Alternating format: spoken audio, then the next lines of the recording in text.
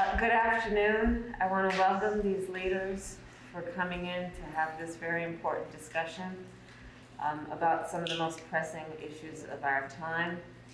I am Kamala Harris. My pronouns are she and her. I am a woman sitting at the table wearing a blue suit. And I'm very thankful to the leaders who are here today for joining us for this very important conversation that is on the topic, as much as anything, of justice and equality and freedom. Today is also the anniversary of the signing of the Americans with Disabilities Act 32 years ago today, which was passed and signed into law with the intention of enshrining in our laws the protections that rightly should be in place to ensure that all people in our country are treated equally and with dignity and respect, understanding that access to essential needs and to all that brings with it freedom and liberty is important, and we must be intentional in making sure that we do that. So we have convened knowing that the ADA was signed into law to protect the rights of Americans with disabilities, and with the recent Dobbs decision by the United States Supreme Court, I have particular concerns about how that decision will uniquely impact Americans with disabilities. And so I've asked these leaders to come in so that we can discuss these issues and pay attention to the fact that the Dobbs decision and the act of the United States Supreme Court to take away a constitutional right that had been recognized from the people of America will impact a lot of people and differently in some situations. And we need to be responsive to these issues and also lift up the voices of all people who will be impacted in the way that they will be impacted. So that's why we are convened today. And I will add a couple of points in terms of the direct impact that we anticipate there will be from the Dobbs decision on people with disabilities. So we know that all people with disabilities, of course, in the United States should have full access to reproductive care and the reproductive care they need. But these abortion restrictions that are being put in place around our country by extremist so-called leaders in various states will have a disproportionate impact on people with disabilities. People with disabilities have higher rates of pregnancy complications and, in fact, 11 times more likely to die before, during, and after childbirth. This is a fact. We know that people with disabilities have more difficulty traveling to then receive the type of reproductive care that they need. People with disabilities are more likely to experience poverty and mobility challenges. People with disabilities experience higher rates of sexual violence, and this is compounded by poverty and mobility issues when it comes to this subject, which is access to reproductive care and so many other issues. So these statistics point out the direct impact of the Dobbs decision and the potential impact, but also speak to a larger issue, which is the disparities that still continue to exist in our country as it relates to access for people with disabilities in America. So I think of this conversation in the context of the larger conversation about the work we still have yet to do to ensure that there is equal access to resources and attention and priority. I also believe that this is an important conversation to have in furtherance of what we've been advocating for, which is the coalition building that must take place to strengthen the movement that we are in right now to fight for reproductive care for all people in our country. And when it comes to these leaders, they are leaders, of course, on the rights of people with disabilities. But when we think of the intersection between this issue and so many others, I think there is a lot of work to continue to strengthen the coalition around these collective issues that impact all of us. I will close my point by saying that we still have a lot of work to do in our country as it relates to fulfilling the promise of the ADA. When we look at the issue of access to reproductive care, it is but one example of many where the disparities still exist as it relates to people in our country who have disabilities and deserve to have equal access.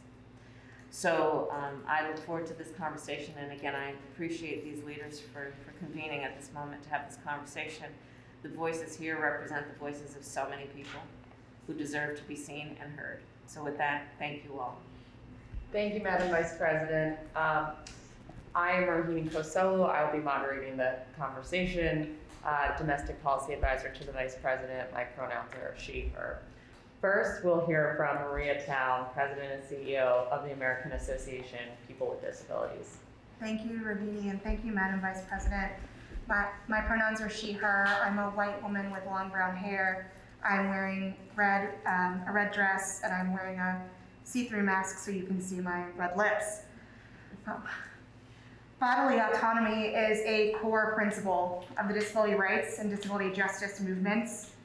Disabled people have fought for decades to have the right to make our own choices and to have the support and access necessary to participate fully in every aspect of American life. A key victory in these decades and century-long fights was the passage of the Americans with Disabilities Act. Currently, there are 29 states that have worked to ban or restrict abortion. There are 31 states in which forced sterilization of disabled people is completely legal.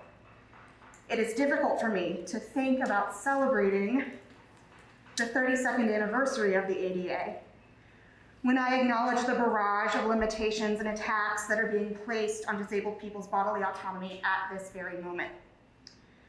People with disabilities are at greater risk of pregnancy-related complications and experience higher rates of maternal mortality. We are more likely to need and rely upon in vitro fertilization to start our families, which is becoming increasingly less and less safe at this time. The criminalization of providing or aiding and abetting abortion, coupled with the existing over-criminalization of people with disabilities, poses grave risks to disabled people of color, LGBTQIA disabled people, and disabled people living in poverty. Restricting abortion access on a state-by-state basis is already having serious consequences because of the lack of accessible transportation options available in this country. Even in states where abortion remains legal and protected, because of the inaccessibility of our larger healthcare system, disabled people experience significant barriers to receiving the comprehensive reproductive health care we need. Full participation in society is contingent upon the freedom to make one's own decisions and having access to all forms of health care, including reproductive health care. People with disabilities, like every other American, deserve unrestricted access to a comprehensive range of reproductive health care options, from birth control to abortion, to prenatal care and delivery. The best way to honor the progress made in the last 32 years of the ADA is to redouble our commitment to fighting any restrictions on bodily autonomy or self-direction, so that all Americans can receive the care we need on the timeline we choose and in the communities we trust. Thank you. Thank you, Maria.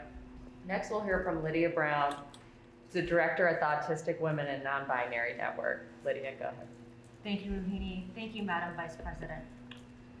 It was after midnight when the panicked call came. A young autistic person was in the hospital, they'd just given birth, and Child Protective Services was already waiting to take their baby away for no reason other than their disability. Over 15 years, I've witnessed countless stories of reproductive injustices in my communities. Injustices the Dobbs decision will only exacerbate with deadly consequences for the most marginalized and vulnerable. Our communities have long reckoned with eugenicist practices like forced sterilization and forced birth, both ways of controlling our bodies and our choices. People with intellectual disabilities, especially in the LGBTQ community, are routinely denied basic sexual education and reproductive health care, Disabled people who are homeless cannot reliably access adequate care with dignity. Disabled people who are incarcerated face forced sterilization and childbirth in chains. Disabled immigrants and refugees struggle to receive accessible, culturally responsive services. And disabled people of color who are more likely to be poor struggle with access to transportation, affordable quality care, and reliable broadband connections to access information and make appointments. Because of the Dobbs decision, disabled people are already facing amplified surveillance. People with autoimmune conditions that disproportionately show up in Black and brown women are having pharmacies refuse to fill methotrexate prescriptions for disease management because it could be used to end a pregnancy. When state lawmakers criminalize receiving, providing, or even offering information about abortion care, they incentivize police and private bounty hunters to seek a vast trove of private data that can reveal sensitive health information from browser and search histories, emails, texts, location data, and data in health apps, putting the most marginalized disabled people at risk of further discrimination and harm. The fight for reproductive justice requires a commitment to disability justice, gender justice, and technology justice. We must protect people's reproductive rights, healthcare access, and digital privacy. Everyone deserves to make choices about their own bodies, including whether to become pregnant and have children. Everyone deserves to have their health information stay private instead of going up for sale to the highest bidder. And everyone deserves equal access to information about their reproductive health decisions, free of state censorship or algorithmic suppression. The Americans with Disabilities Act promises equal opportunity and access. It's time for us to fulfill that promise across all aspects of our lives and for all disabled people. Thank you. Thank you, Lydia. Next, we'll turn to Robin Wilson Beatty, who is, and we have an educator here with us. She is leading an organization today, and she is a disability and sexual reproductive health educator. Robin, go ahead. Hi, thank you, Rahimi, and thank you, Madam Vice President. I am a Black woman with curly hair, and I am wearing a vintage black and floral dress. I'm a certified sexual and reproductive health educator with a focus on disability, and I've been doing this work for over a decade. I am also someone disabled who has been both pregnant and had a kid, and I'm also someone who has had an abortion. So I have a personal connection with this as well, because overturning Roe v. Wade will have serious consequences for the disability community. Society already has a problem when it comes to seeing disabled people as free, autonomous citizens with reproductive and sexual health rights. And as you know, comprehensive sex education in general is not required in all states. So you add disability to the situation, and you have a population of people who are misinformed and don't know how their bodies work sexually, or accurate information about reproductive health care and pregnancy. Disabled people already deal with the consequences of society deeming us unfit to reproduce and have children, regardless of your disability. Developmental disability, mental illness, acquired disability, it doesn't matter. Buck v. Bell, which is the decision which was upholding the right to forcefully sterilize disabled and detained people, has never been overturned. Buck v. Bell has been used to justify the sterilization of Black and brown people since the early 20th century, and we'll see more of this happening again because it's legal. The way these policies have been enacted disproportionately have been used in society to weed out undesirable genes and traits such as skin color, disability, poverty, etc. So disabled people under guardianship often have their reproductive rights taken away. And those of us living independently will also find ourselves the increased targets of forced sterilization as a result of overturning Roe. We already face obstruction and opposition when we seek fertility treatments and care and reproductive health care. When disabled people get pregnant before overturning Roe, we are strongly pressured to abort. However, in the event that we manage to complete a pregnancy, those children of disabled people will be taken away by the states, put into foster care, and only allow like able-bodied people to adopt their children. And this happens now, but if disabled people aren't able to access abortion, this will happen at greater and more increased rates. And so today, as the 32nd anniversary of the ADA, speaking about sexual and reproductive health of people with disabilities, it's time. So, thank you. Thank you. Next, we'll turn to Dior Vargas, an advocate for mental health and disability rights. Thank you, Madam Vice President, for giving us the space to have this critical conversation. I'm a Latina with blonde highlighted hair, and I'm wearing a gray blazer over a black sheath dress. The impact of a decision to overturn Roe v. Wade cannot be understated. Right now, it is doing irreparable harm to people all across this country. It disproportionately harms Black, Indigenous, and other people of color, the LGBTQIA+ community, those living in poverty, immigrants, in particular, the disability community who is often left out of these discussions. The power to have autonomy over your own body is a critical component of mental health. The disability community has endured a legacy of injustice, including forced sterilization and institutionalization. This decision is just another example of how disabled people are not viewed as human beings. Mental health is deeply personal for me. It is inextricably linked to this attack on reproductive rights. Anxiety and depression are just some of the effects that people will experience because of this. Every person who needs and/or wants an abortion should have the right to obtain one. For people who are raped or have miscarriages, the trauma of experiencing either is compounded when you have to prove the validity of your experience to get the care you need. For pregnant individuals in abusive relationships, being forced to carry the pregnancy to term puts them in a situation where they have to stay in an unsafe environment. My work focuses on the intersections of race, ethnicity, gender, and mental health.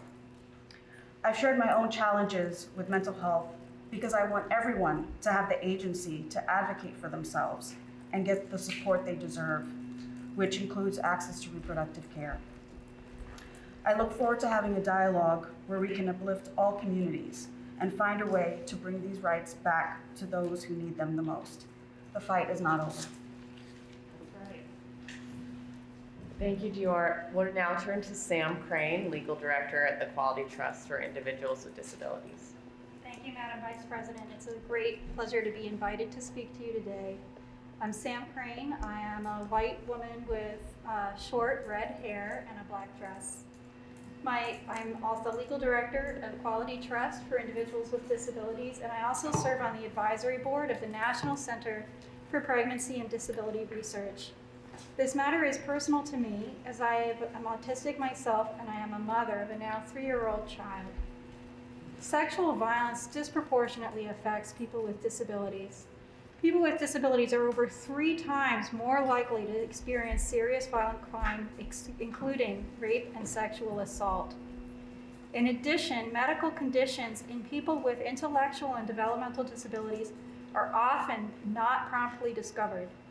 Quality Trust has investigated numerous cases, in which diagnoses were delayed by months or even years due to failure to proactively monitor health indicators, communicate effectively, and provide comprehensive sex education and health education.